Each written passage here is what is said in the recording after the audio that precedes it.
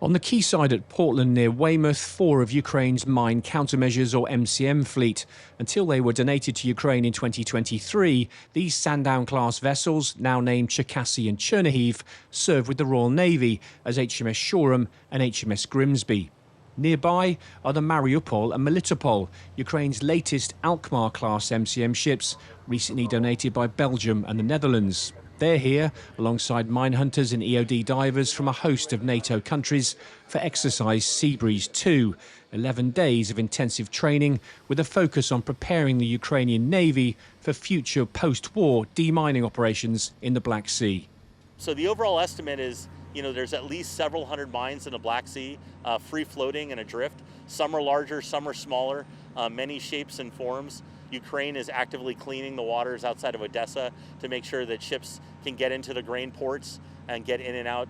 So this exercise is incredibly relevant to the real-world problems that exist today. Russia deployed vast numbers of sea mines to try and blockade Ukrainian ports like Odessa and stop lucrative shipments of grain, Ukraine's biggest export.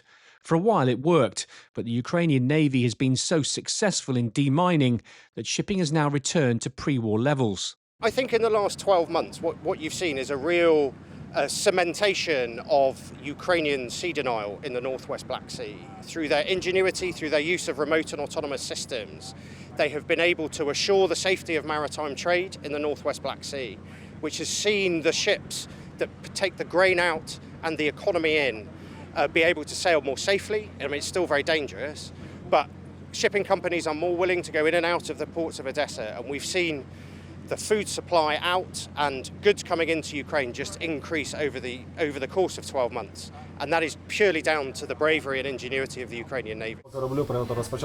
In fact, those MCM skills are now so good that Ukraine's mine hunters have reached NATO standard.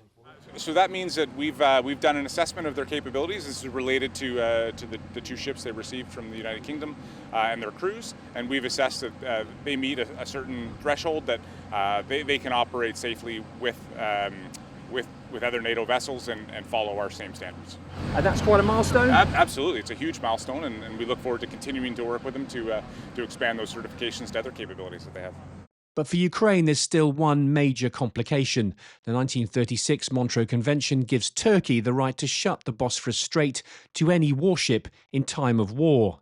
And Ankara's decision to refuse Ukraine free passage means these mine hunters can't reach the areas where they're most needed. Instead, the job of demining the waters off Ukraine is being done by much smaller vessels, sea drones and bomb disposal divers. At the moment, as it stands today, you can't get any of these ships actually into the Black Sea. Ці 4 кораблі доставити.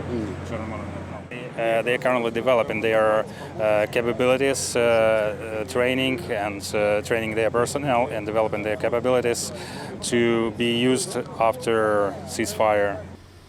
On board the Melitopol, their newly donated Belgian mine hunter, the Ukrainian sailors show us the Seafox unmanned underwater vehicle, or UUV.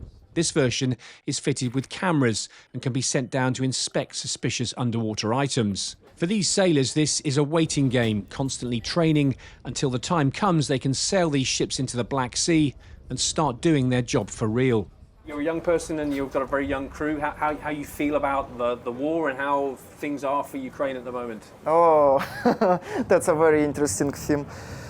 It's quite hard for us to be in here at the moment, because our families, our friends, our relatives are still there in Ukraine.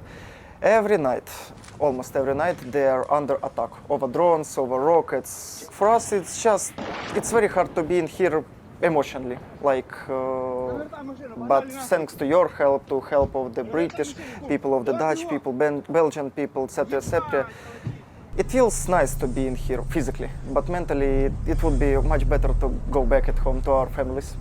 On the jetty, teams of EOD divers from NATO and Ukraine showed off some of the kit they'll be using during Seabreeze. This is actually the second part of this exercise. The first, involving amphibious assaults, was held in Romania earlier this year. For all the sailors taking part, Seabreeze 2, as it's called, is a chance to work together, hone their craft and learn lessons from Ukraine, preparing these mine hunters for the day they can return and sail through the Bosphorus to clear the waters of the Black Sea. Simon Newton, BFBS Forces News, on the Isle of Portland. Thanks for watching. For more from BFBS Forces News, like and subscribe to our channel.